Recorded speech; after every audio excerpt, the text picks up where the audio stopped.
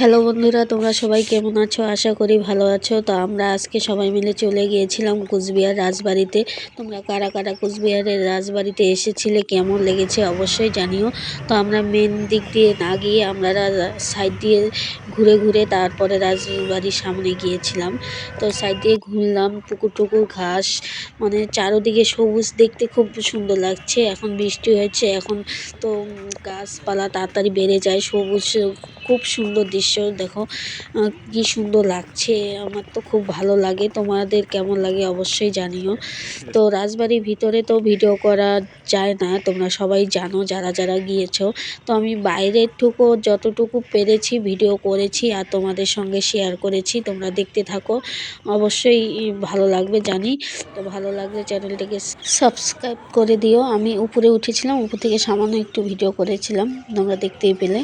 তো আমরা যেদিন রাজবাড়িতে গিয়েছিলাম এত রৌদ্র ছিল, আমাদের মানে গাটা পুড়ে যাচ্ছিল, ভালো করে ভিডিও করতেই পারিনি, এত গরম লাগছিল।